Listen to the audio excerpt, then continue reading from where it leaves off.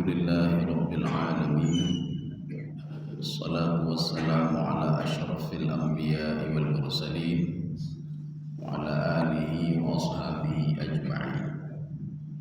Raditu billahi rabba wa bil islami dina wa bi Muhammadin nabiyya wa rasulah. Rabbi shrah li sadri wa yassir li amri wahlul 'uqdatam min lisani yafqahu qawli. Allahumma ij'al jam'ana hadza jam'an marhuma wa tafarruqana min ba'dihi tafarruqan ma'suma. Yang saya hormati di jamaah safari Jumat berkah. Jadi ada koordinatornya, ada pimpinannya, dan pengurus. Selamat datang di tempat kami. Kemudian jamaah sekalian, kaum muslimin dan muslimat yang dirahmati Allah Subhanahu wa taala. Kita lanjutkan kajian kita di dalam tafsir Al-Baydawi pada ayat 111. Jadi sebelumnya kita ingin menceritakan, ini kata Imam Al-Baghawi, ini namanya jumlah khabariyah yang akan kita baca sekarang. Walaupun ayat ini ditujukan untuk Yahudi dan Nasrani, tetapi ini jumlah khabariyah. Jadi contoh jumlah khabariyah begini. Ketika Allah mengatakan di dalam Al-Quran, wa asirru qaulakum aw ijharu bih, itu kalimat perintah di situ. Jadi arti kalimat perintah apa? Wa asirru, sembunyikan omonganmu dan zahirkan omonganmu. Itu walaupun kalimat itu perintah, tapi maknanya khabariyah. Jadi kalau tadi kita terjemahkan, sekarang kita tafsirkan. Wa asiru qaulakum, maknanya apa? Khabariyah. Walaupun kamu sembunyikan apa yang kamu niatkan di dalam hatimu dan apa yang kamu nampakkan, itu Allah Maha mengetahui. Ya, jadi itu namanya apa? Dari jumlah perintah itu menjadi khabar, berita, jumlah khabariyah. Ini ayat 111 begitu juga. Jadi ayat 111 adalah cerita sejarah. Itu bagaimana Yahudi dan Nasrani ribut satu sama lainnya. Yahudi mengatakan yang masuk surga saya. Kata Nasrani yang masuk surga itu kami, kelompok kami. Artinya Allah Subhanahu wa taala ingin memberitahukan, tidak ada orang yang bisa mengklaim kalau dia masuk ke dalam surga. Sehingga Imam Sya'rawi mengatakan, mengklaim itu namanya matami'ul humqi. Itu bodoh, itu namanya bodoh. Dan yang mengklaim orang lain masuk neraka itu juga bodoh. Makanya kata Imam Sya'rawi, itu penentuan surga neraka itu sama Allah. Jadi kita itu beribadah saja, patuhi saja perintah Allah, jauhi saja apa yang dilarang oleh Allah Subhanahu wa taala. Ya, jadi sekarang kita akan melihat bagaimana cerita sejarah. Ini cerita sejarah, tetapi maknanya khabariyah, berlaku sampai kapanpun. Yaitu sama seperti cerita Fir'aun. Cerita Fir'aun itu sejarah, tetapi cerita Fir'aun itu dikemas dalam bentuk present oleh Allah Subhanahu wa taala. Bagaimana present? Walaupun cerita Fir'aun tidak ada lagi, tetapi watak-watak Fir'aun itu masih ada. Sampai hari kiamat watak Fir'aun masih ada. Pikiran-pikiran Fir'aun masih ada. Yang mengklaim diri dia Tuhan dan bisa mengatur segalanya itu masih ada. Jadi makanya ini kalau kita lihat di dalam kitab Balaghatul Quran, itu namanya apa? Kalimatnya past tense tapi maknanya present. Kalimatnya madhi tapi maknanya mudhari'. Ada juga nanti kalimat masa depan tetapi ceritanya masa lalu. Mana contohnya? Jadi ceritanya masa depan tentang surga, neraka, kan masa depan. Kita belum pernah melihat surga, belum pernah melihat neraka, belum pernah kita itu mati, belum mati lagi. Nanti mati akan kita ini kan nanti. Alam barzah belum kita nikmati lagi, bagaimana alam barzah, dan belum kita lihat. Padang mahsyar juga demikian. Tetapi ayatnya dikemas dalam bentuk past tense. Neraka itu uiddat lil kafirin, dipersiapkan. Kan cerita masa lalu itu. Makanya di dalam kaidah tafsir nanti kita bisa melihat dalam kitab Ushul Tafsir wa Qawaiduh. Jadi bukan fikih saja ada kaidah, tafsir juga ada kaidah. Ketika cerita masa lalu itu dikemas dalam bentuk past tense, itu maknanya apa? Litahqiqil wuqu', maknanya surga itu pasti ada, jangan pernah ragu. Neraka itu ada, jangan pernah ragu. Kematian itu ada, jangan pernah ragu. Ragu ke kematian, pasti ada kematian itu. Maka kita disuruh selalu mengunjungi orang mati. Ketika ada orang meninggal dunia, paling enggak kita lihat. Ya, umat beliau itu cekang, nanti saya cekang seperti ini juga. Ketika meninggalkan keras, ketika dimandikan begitu, saya juga akan dimandikan seperti ini. Itu maknanya litahqiqil wuqu'. Itu memang ada dalam apa kaidahnya, Pak. Dalam kaidahnya cerita masa lalu tetapi dikemas cerita masa depan dikemas dalam masa lalu, ini namanya tahqiqil wuqu' namanya. Sekarang kita lihat ayat 111. Tafsir surah Al-Baqarah. A'udzu billahi minasyaitonir rajim. Bismillahirrahmanirrahim. Wa qalu la yadkhulal jannata illa man kana hudan aw nasara. Sekarang kita lihat terjemahannya dulu, kemudian baru kita tafsirkan. Coba diterjemahkan. Dan mereka dalam kurung Yahudi dan Nasrani berkata, sekali-kali tidak akan masuk surga kecuali orang-orang yang beragama, dalam kurung beragama Yahudi atau Nasrani. Iya, ini terjemahannya, Pak. Wa qalu, sebenarnya bukan Yahudi dan Nasrani qalu itu. Qalu itu ahlul kitab. Kita harus bedakan dulu. Mana Bani Israel, mana ahlul kitab, mana Yahudi dan Nasrani, itu harus beda. Kalimat Yahudi itu identik kinayah makna apa? Makna negatif. Yahudi itu berasal dari kalimat hada yahudu inna hudna ilaika. Di dalam bahasa Ibrani itu bukan bahasa Arab, walaupun ada di dalam Al-Quran, inna hudna ilaik, kami itu bertaubat, ya. Kalimat hudna Yahudi berasal dari hada yahudu, itu adalah bahasa Ibrani, maknanya bertaubat. Apa makna bertaubat? Dia sudah berbuat maksiat, kemudian karena takut azab dari Nabi Musa, kami taubat. Besok begitu lagi buat maksiat, datang azab, kami taubat. Makanya Yahudi itu identik dengan makna negatif, ya, makna negatif. Beda dengan Bani Israel. Bani Israel itu Rasulullah di dalam sebuah hadisnya, Rasulullah SAW bersabda, "Balighu anni walau ayah." Sampaikan dariku walaupun satu ayat. Sudah. Kemudian kalau kita lompat hadisnya, di situ disebutkan man kadzaba alayya muta'ammidan. Barang siapa yang berbohong, dia itu ngomong bukan seperti yang saya ucapkan, siap-siap masuk neraka. Di antara dua lafaz ini, di tengah-tengah apa kata Rasulullah SAW? Nanti kita lihat di dalam hadis Riyadhus Shalihin. Dan apabila ambillah dari Bani Israel, kata Rasulullah, fala haraj, tidak ada masalah. Apa maksud ambil dari Bani Israel? Maka nanti ada cerita-cerita Israiliyat. Cerita Israiliyat itu ada dua. Ada yang marfud, ditolak, ada yang makbul, ada yang diterima. Itulah fungsi pentahqiq di dalam sebuah tafsir. Ketika itu dia mengatakan ini riwayat Israiliyat marfud, ditolak. Kenapa? Dia itu adalah Yahudi, bukan Bani Israel ya. Yahudi itu apa? Dia banyak bohongnya, dia begini. Ya. Makanya hadis omongan dia itu ditolak. Salah satunya apa yang ditolak? Ketika ada riwayat yang mengatakan Nabi Idris alaihissalam, itu ada dalam tafsir Baitawi, itu ada 3 riwayat yang berbeda. Riwayat yang pertama, Nabi Idris alaihissalam itu sebenarnya nama beliau bukan Idris, karena beliau senang membaca maka dipanggil Idris. Ya. Riwayat yang pertama, Nabi Idris ketika ketemu dengan malaikat, Nabi Idris bertanya, kamu siapa? Malaikat mengatakan, saya adalah malaikat yang penasaran dengan ilmu. Kata Nabi Idris, saya tidak percaya. Kalau kamu betul-betul malaikat, bawa saya ke langit keempat sebentar. Ya, suruh bawa ke langit keempat ya, Pak. Kemudian dalam waktu yang sama juga Allah memerintahkan kepada malaikat pencabut nyawa, wahai malaikat pencabut nyawa, tolong cabut nyawa Idris di langit keempat. Malaikat pencabut nyawa tidak bertanya-tanya nih, tidak ada bertanya. Padahal ada dalam benak malaikat, nah manusia itu kan tidak bisa naik ke langit. Kok bisa dia naik ke langit nih, Pak? Manusia itu kan di bumi, Pak. Sesuai dengan Allah firman Allah ini ja'ilu fil ardi khalifah. Kenapa bisa di atas? Tapi malaikat tidak pernah bertanya. Dia patuh dan taat pada perintah Allah. Maka kita nggak boleh tanya-tanya juga. Doa apa salat subuh? Doa apa salat zuhur? Jangan tanya-tanya. Rupanya ketika malaikat pergi ke langit keempat, rupanya ketemu dengan Nabi Idris.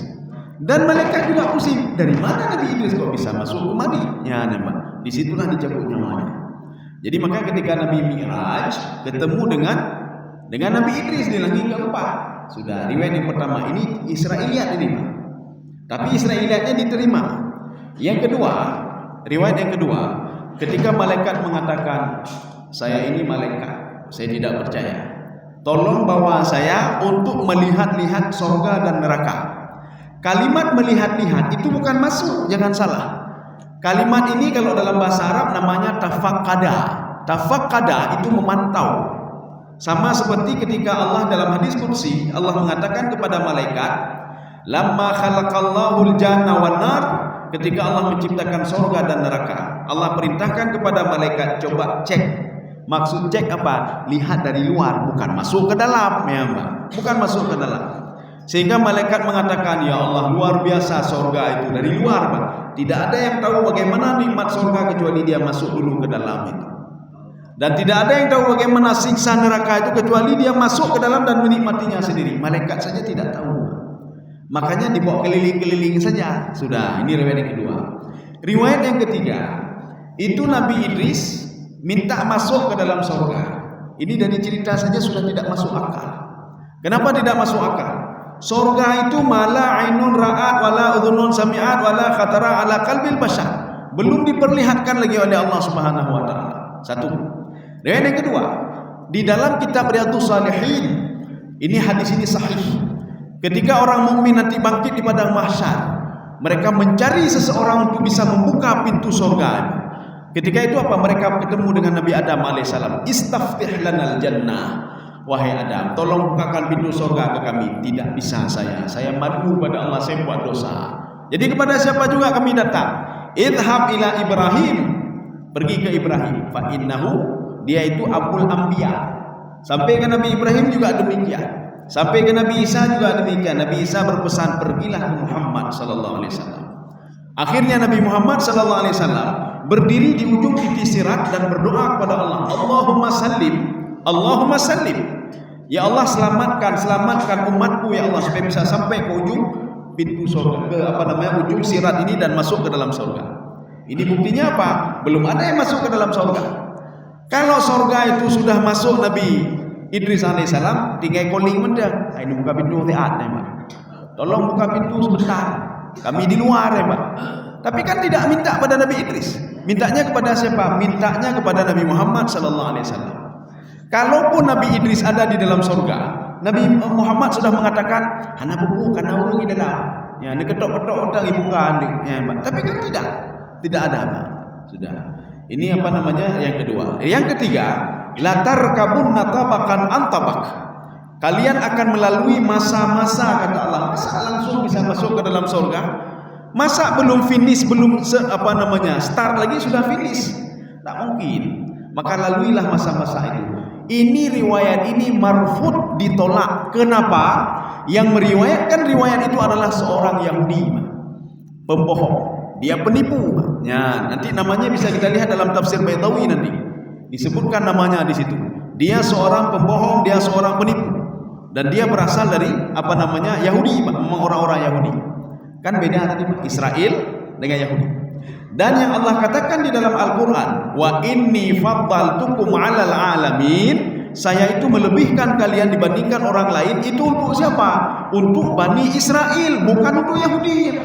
Kan Yahudi dan Nasrani itu sudah masuk konotasi negatif di situ. Termasuk ketika kita salat, di dalam Fatihah kita mengatakan, ihdinas siratal mustaqim siratal ladzina an'amta 'alaihim ghairil maghdubi 'alaihim waladdallin. Berikan kami itu ya Allah, ya kalau terjemahannya jalan yang lurus. Walaupun kata Imam At-Tabari itu bukan jalan lurus, al-thibat fil amal, konsisten dalam beribadah. Ghairil maghdub, jangan jadikan kami seperti Yahudi dan jangan jadikan kami seperti Nasrani. Di situ saja sudah dikutuk Yahudi dan Nasrani. Sudah dilaknat oleh Allah Subhanahu wa taala. Maka kita harus beda-bedakan Yahudi dan Nasrani dan Ahlul Kitab. Harus kita bedakan, memang. Yang dipuji oleh Allah Subhanahu wa taala itu Ahlul Kitab, memang. Kenapa? Mereka menulis, mereka membaca, walaupun pada akhirnya nanti mereka menulis sesuatu yang bukan berasal dari Taurat, dan mereka mengatakan ini berasal dari Taurat. Disitulah mereka dilaknat oleh Allah Subhanahu wa taala. Kaum muslimin sedang jamaah yang dirahmati Allah. Maka makna waqalu di sini itu waw itu waw ataf. Itu waw itu waw penghubung. Artinya terkait dengan ayat sebelumnya. Waqalu, siapa yang qalu itu? Ahlul kitab. Ya, nampak. Jadi ahlul kitab mengatakan waqalu la yadkhulal jannata illa man kana hudan aw nasara.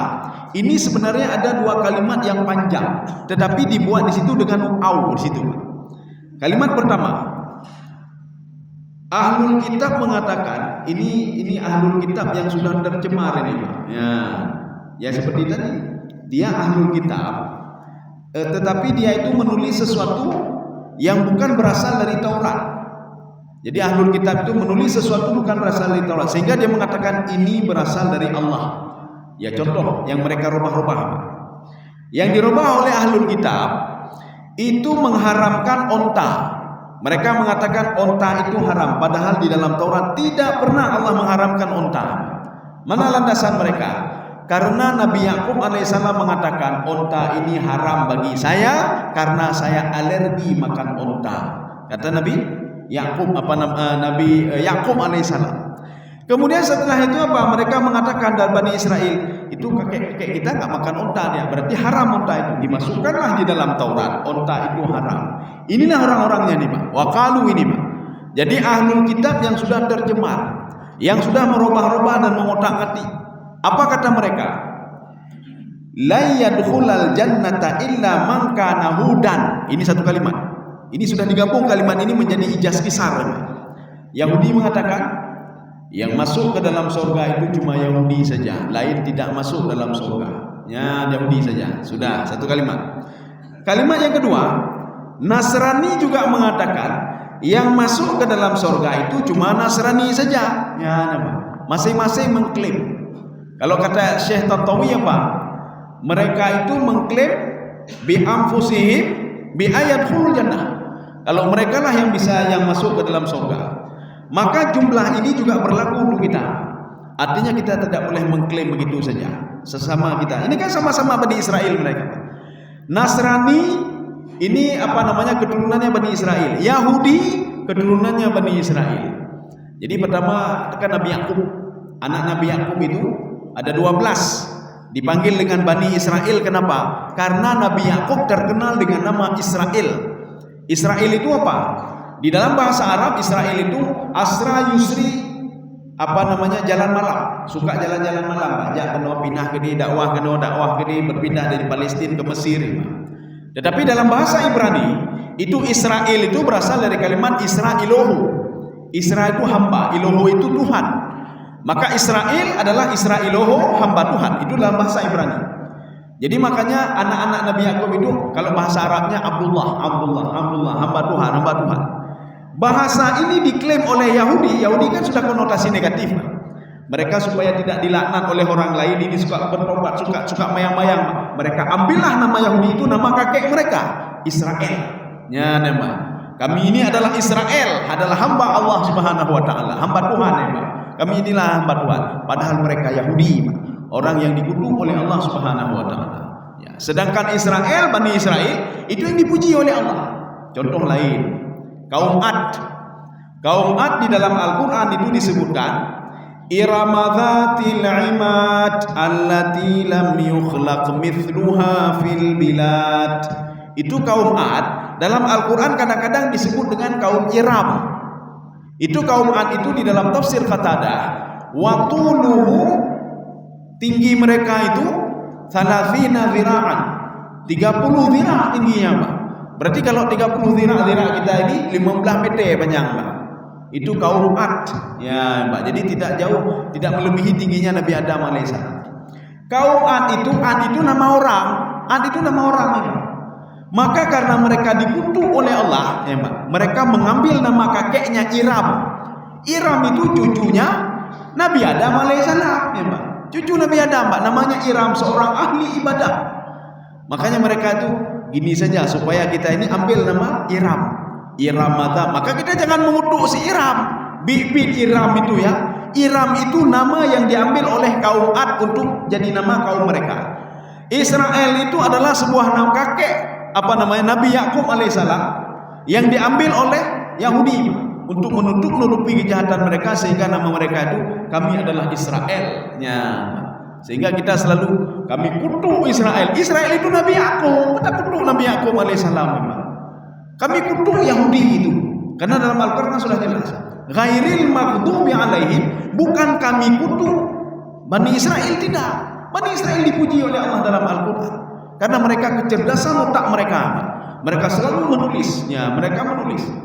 Kemudian mereka juga dari Bani Israel itu banyak keturunan Nabi dan Rasul. Ya. Jadi jangan terpancing kita dengan kalimat-kalimat apaan. Itulah Israel itu Nabi Yakub alaihissalam. Mereka mengambil nama Nabi Yakub saja. Ya, seperti ini juga. Ini kalimatnya panjang, ada 2 kalimat. Tetapi kalimatnya diringkas dengan au di sini. Au itu namanya au muadil. Muadil itu pilihan. Ini atau ini. Ya, gitu Pak. Tetapi walaupun ada atau di situ, ini kalimatnya 2. Yahudi mengatakan yang masuk dalam surga adalah Yahudi. Nasrani mengatakan yang masuk ke dalam surga adalah Nasrani. Ya, ini akibat apa? Akibat mereka itu sudah diklaim kalau mereka itu dilaknat oleh Allah. Untuk menghilangkan klaim ini, mereka mengatakan yang masuk surga Yahudi, ibahli Nasrani. Tidak, yang masuk surga adalah Nasrani. Padahal dua-dua mereka ini adalah anak cucunya Nabi Yakub alaihissalam. Ya, anak cucu Nabi Yakub alaihissalam yang berasal dari Nabi Ishak dan bukan keturunan Nabi Ismail. Mereka sama-sama keturunan Bani Israel, tapi karu sama-sama kau. Ini memberikan kepada kita satu sama lainnya, kita sudah salat, kita beribadah. Jangan mengklaim orang yang satu salat dron neraka, dron surga. Oh hana dron surga, dron neraka, Pak. Jadi jangan pernah mengklaim. Maka Rasulullah mengatakan kalau dia itu salat bersama kamu, dia itu bayar zakat juga, itu adalah saudaramu, kata Rasulullah. Saudaramu, Pak. Maka haram darahnya. Ya, jadi tidak boleh mengklaim. Mengklaim membunuh saja tidak boleh. Mengklaim saja tidak boleh, apalagi membunuh dia. Tidak boleh membunuh. Ini kita salat sama-sama, beribadah sama-sama, bayar zakat sama-sama. Nabi tak kejibat. Kecuali dia tidak salat. Kalau kita tanya ada salat, tidak ada salat, maka sesuai dengan hadis Rasulullah. Yang membedakan orang mukmin dan orang kafir itu adalah as-salah. Ya, itu baru bisa kita klaim seperti itu. Tapi kalau sama-sama salat, sama-sama beribadah, ya ada surga dulu, neraka ada. Ya, ini seperti kalau khatib-khatib itu menceramah, menyogolong demenak kalau ceramah Pak. Harus demenak ya, Pak. Bagaimana tengku udah ceramah? Sudah saya kalun denak awak yang mendu, Pak. Sampai ceramahnya tak denak, pada denak saudara-saudara katanya, Pak. Yang tak denak orang lain tak denak apa? Jangan denak saudara-saudara, Pak. Itu kan saudara kita.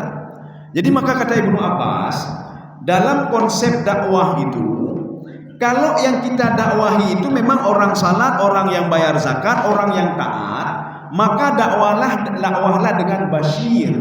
Apa itu basyir? Berikanlah motivasi ibadah kepada mereka. Ini kata Ibnu Abbas. Motivasi ibadah bagaimana? Kalau dia sudah salat, kasih motivasi lagi. Alangkah bagusnya kalau kamu baca Quran lagi. Kamu dapat pahala kalau kamu khusyuk. Ya, itu motivasi itu. Ini kalau orang yang sudah salat. Kata Ibnu Abbas, kalau orang yang berbuat maksiat, bagaimana cara mendakwahi mereka? Nazir, takut-takuti mereka. Takuti bagaimana? Orang temecu ada Pak. Hati-hati kamu turun azab Allah. Ya, maka jangan cerita surga kepada mereka. Ini kepada koruptor cerita surga. Ini Pak. Dia sudah korupsi punya rakyat, kita bilang surga itu akan nejok surga ke orang dia aja ni. Enggak mau dengar dia surga. Atau kita cerita salat berjamaah, apa ini dengan salat berjamaah dia? Maka kata Ibnu Abbas dalam tafsir beliau, fal inzaru anfa'u lahu.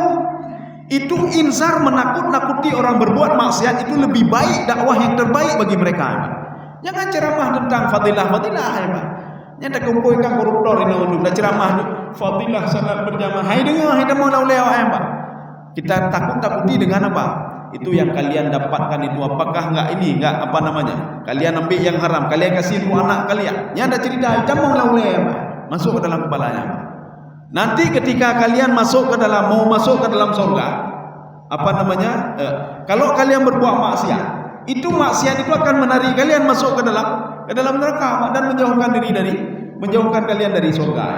Ini jamonglah oleh. Jadi kita takut-takuti. Kalau orang itu bakhil, maka hartanya nanti akan menggosok ini dia, akan masuk ke dalam kepalanya. Jadi jangan orang yang sudah pergi Jumat dah denak, ini sudah pergi Jumat dah denak lah. Ini tidak bagus, ini tidak baik, itu tidak sah dah pakai.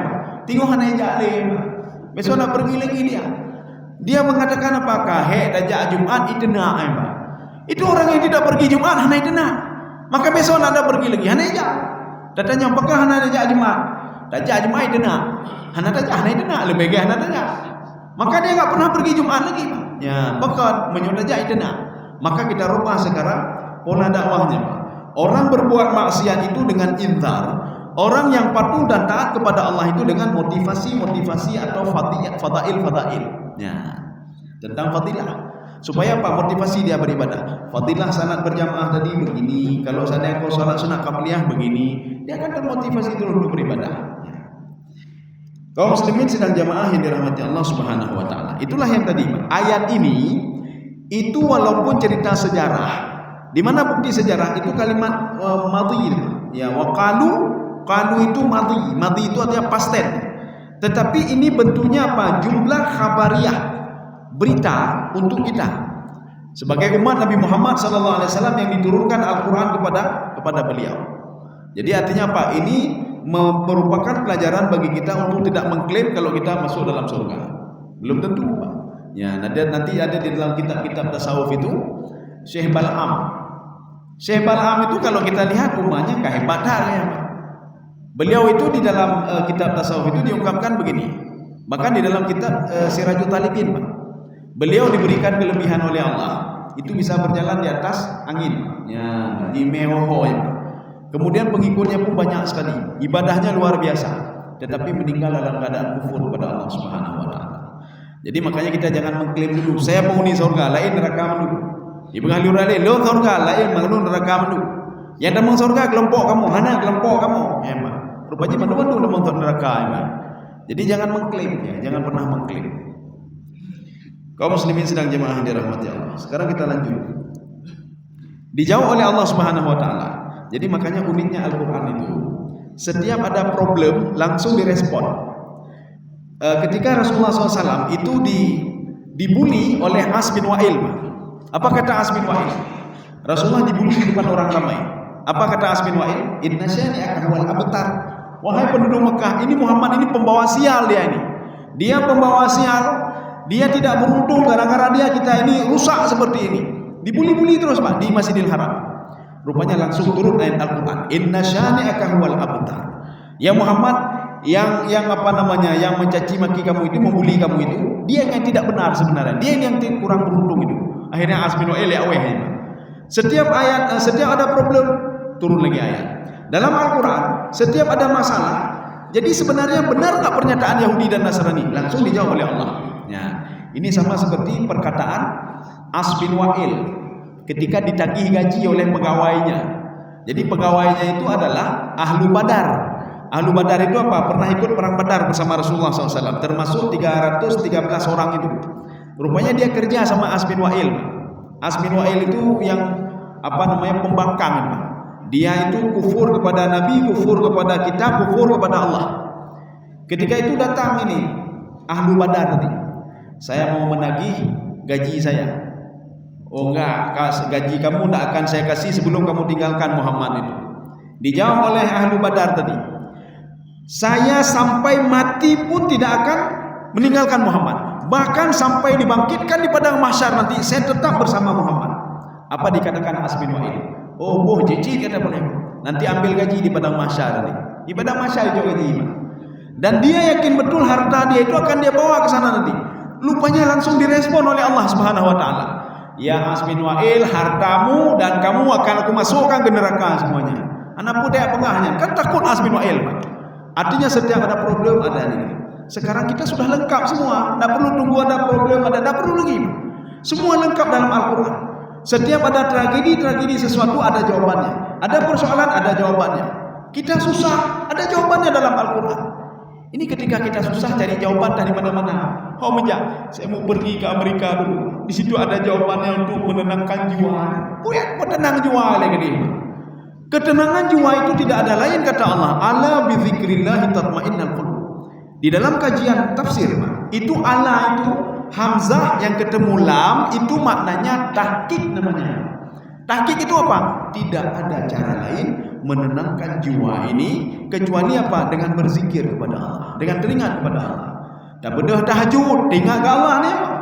Dah sembahyang witir, yang teringat ke Allah. Dah berdoa kepada Allah itu teringat kepada Allah. Cara inilah untuk bisa menenangkan jiwa. Atau kita dulu habis salat, astagfirullah, astagfirullah, astagfirullah. Tidak ada cara lain.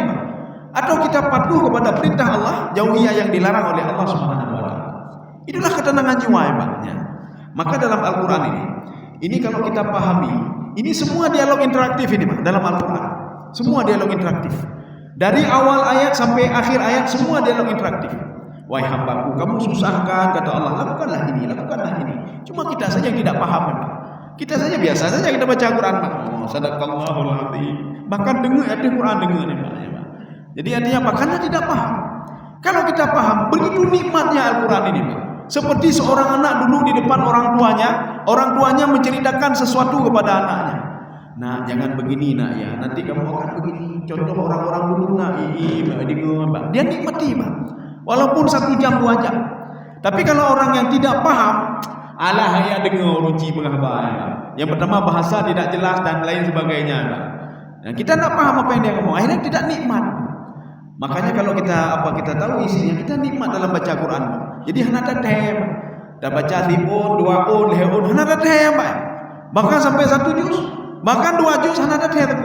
Kenapa? Ceritanya terus bersambung. Ini namanya di dalam kajian tafsir namanya munasabah. Munasabah itu apa? Ceritanya berlanjut. Maka seorang yang memahami Al-Quran, ketika dia berhenti pada ayat ini, besok dia bertanya lagi sambungannya bagaimana? Ya, Pak. Akhirnya besok dia baca lagi karena penasaran. Lanjut loh Pak. Tenang ke jiwa Pak. Jadi bukan ketenangan jiwa itu dengan harta. Tidak pernah tenang jiwa dengan harta, ketenangan itu bukan dengan harta. Kalau ketenangan dengan harta, mungkin orang yang paling tenang hidup di dunia ini, yang paling bahagia itu Michael Jackson nih Pak. Tapi kakak suka meninggal dia. Dia walaupun harta banyak, pulau pribadi ada, pesawat pribadi ada, semua ada Pak.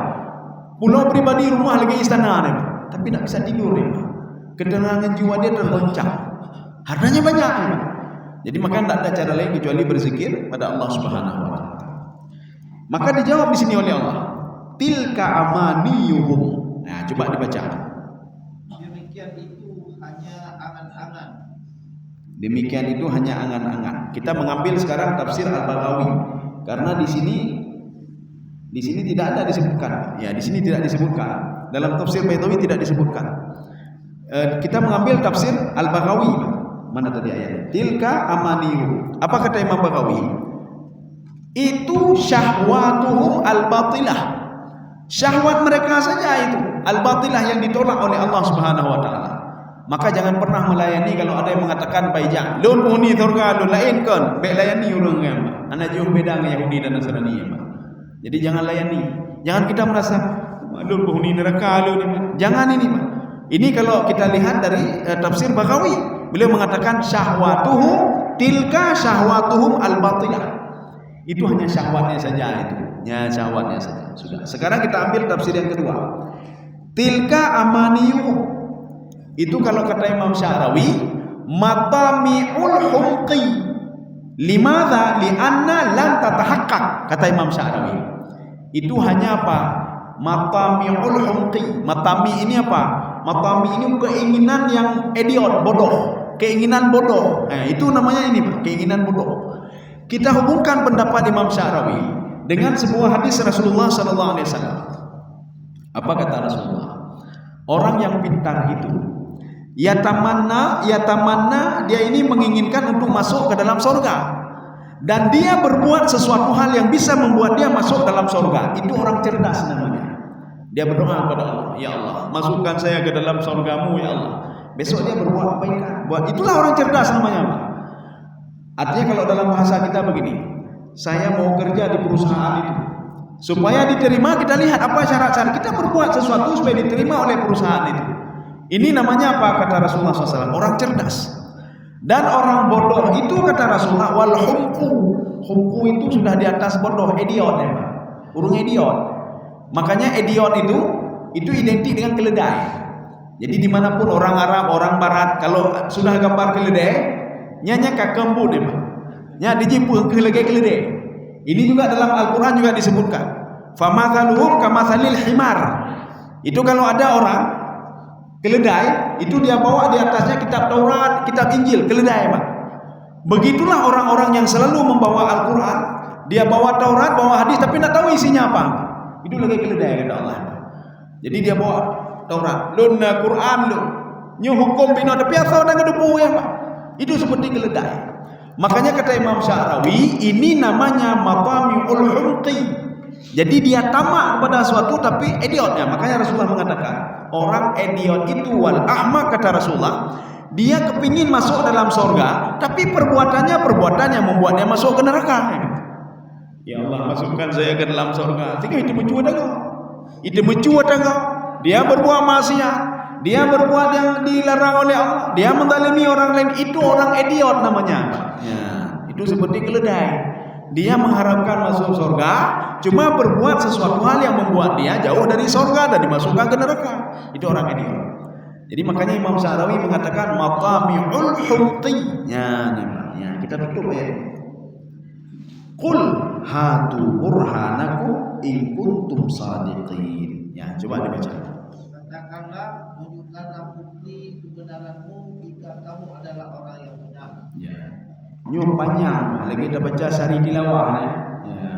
Sehingga kita itu kadang-kadang enggak paham apa ini. Ini namanya uslub khitabi namanya. Uslub khitabi ini Rasulullah Allah mengatakan kepada Muhammad, coba tanya sama mereka dulu. Ada enggak dalil kalau mereka itu masuk dalam surga? Coba tanya sama mereka. Coba tanya dalil dalam Taurat, dalil dalam Injil, dalil di dalam Suhuf Ibrahim dan lain sebagainya. Dan ini coba tanya, ada enggak dalil kalau mereka itu bisa masuk dalam surga? Ada enggak? Ya. Tidak pernah Allah mengatakan Yahudi masuk surga, tidak pernah. Nasrani masuk surga, tidak pernah. Karena apa? Yahudi dan Nasrani itu sebuah makna konotasi negatif. Yahudi Nasrani Pak. Ya. Jadi makanya Yahudi dan Nasrani itu sebuah konotasi negatif. Walaupun ada di dalam Nasrani itu ada berapa 4 atau 5 kelompok. Ada Nasrani itu yang pertama mereka yakin kalau Nabi Isa itu anak Tuhan.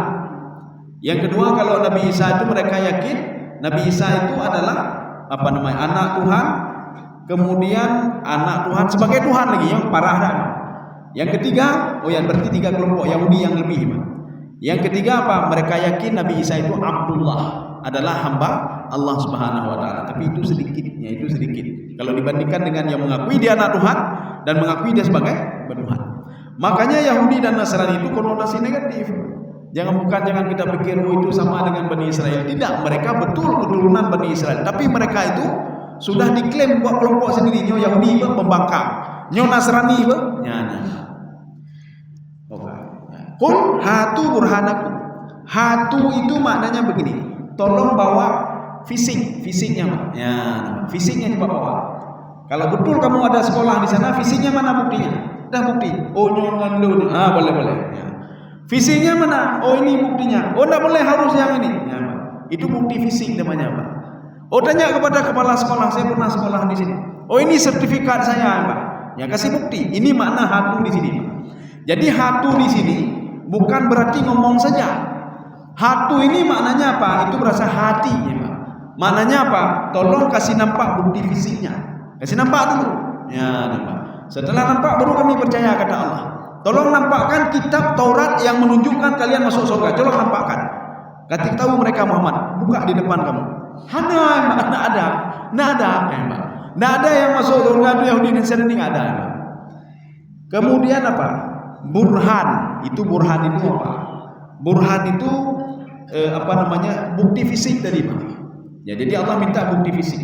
Jadi bukan cerita-cerita, tidak. Saya dulu enggak ada cerita-cerita saya dulu. Oh begini Allah membahagiakan Yahudi. Nada itu. Bukti fisiknya nampak kan. Kalau seandainya orang beriman, beramal saleh, patuh dan taat, itu akan masuk dalam surga. Mana bukti fisik? Kita buka saja Quran ini. Ini bukti fisiknya. Allah sendiri mengatakan orang beriman, orang beramal saleh akan masuk ke dalam surga. Ada bukti fisiknya. Allah ketika kita meninggal dunia nantinya, Allah memanggil kita dan para malaikat, bukan ahli ibadah dipanggil, tidak. Wahai ahli ibadah, wahai ahli tahajud, wahai ahli Quran, wahai ahli sedekah, hanagehe oleh Allah. Yang dipanggil apa? Ya ayatuhan nafsul mutmainnah, wahai jiwa-jiwa yang tenang. Dengan salatnya dia tenang jiwanya, dengan tahajud dia tenang jiwanya, dengan baca Quran dia tenang jiwanya. Karena ada orang yang tahajud, jiwanya makin tidak tenang. Ada orang yang bersedekah, jiwanya masih tidak tenang juga. Kenapa? Karena sedekahnya itu tidak bisa membentuk karakter dia. Kenapa? Mungkin ada hal lain. Dia bersedekah mungkin bukan karena Allah Subhanahu wa taala. Salat dia tidak bisa membentuk karakter dia. Kenapa? Salah dia sendiri. Dia tidak khusyuk dalam ibadah salatnya. Jadi jangan kita salahkan. Ana betul itu mayang ya, Ana betul itu mayang.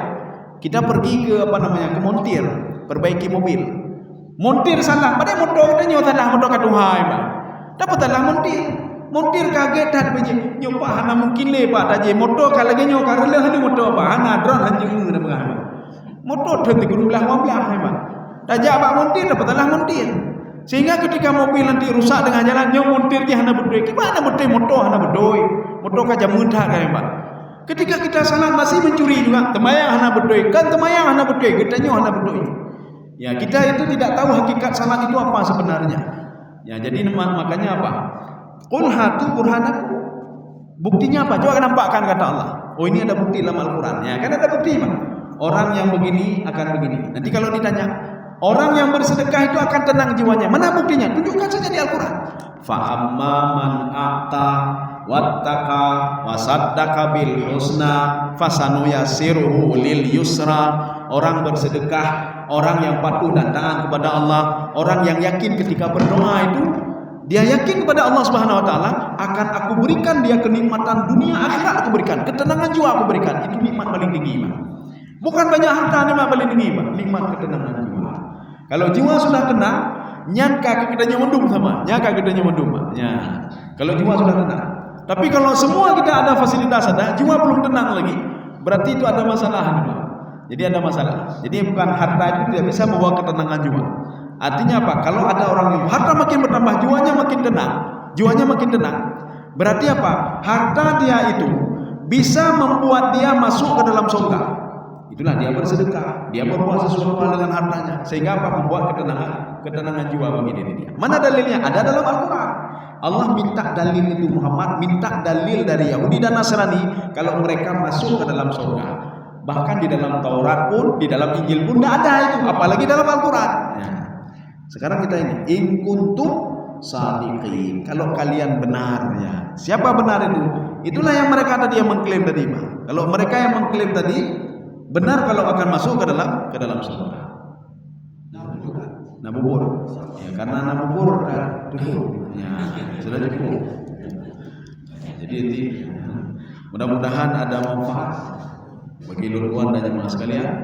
Subhanakallah wa bihamdika asyhadu an la ilaha illa anta astaghfiruka wa atubu ilaik. Assalamualaikum warahmatullahi wabarakatuh.